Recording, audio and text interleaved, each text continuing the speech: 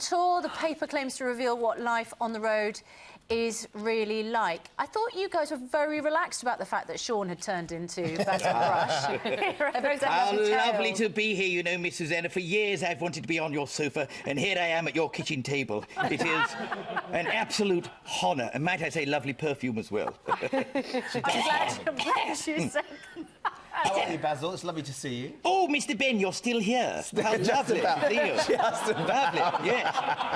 Aren't you the chap that goes into a little clothes shop and changes with the top hat? I am, yes, yeah. I thought you might be. Festive Road. And the lovely Kate at the end there. Hello, you look lovely this one, thank you. That's all right. You always get a growl from me. She's got wandering hands, Basil. That's why we've kept her at the other end of the desk.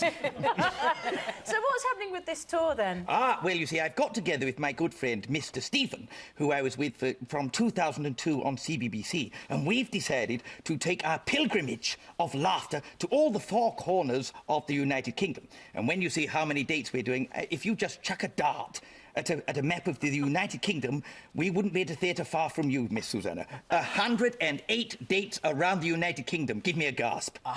Yes, exactly. Now, as you're on a news programme, yes, we thought we'd ask you... Well, it sounds like a news programme, doesn't it? Yeah. All very serious. We'd ask you to do a little review of the papers. So there's an interesting story here in the Daily Express. Yes.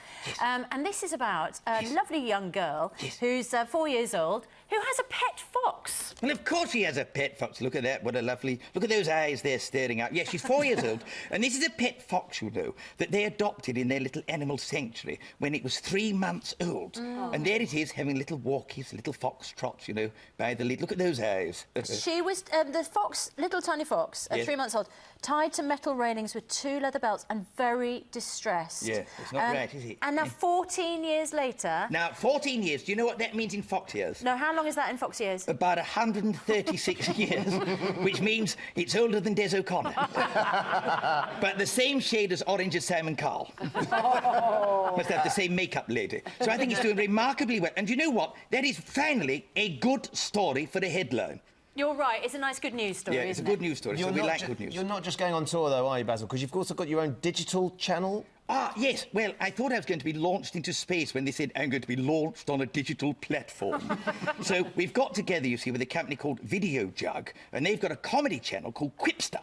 So we're making, with Mr. Stephen, 32 episodes of sketches of my good self and him, you see, so that we can be launched and into people's front rooms on their computers, on their smart TVs. So although we may not be on the BBC or ITV, and we love you both, we've got our own channel now, you see, our own channel, so people can see us all over the world. And we started that, and it's going extremely well.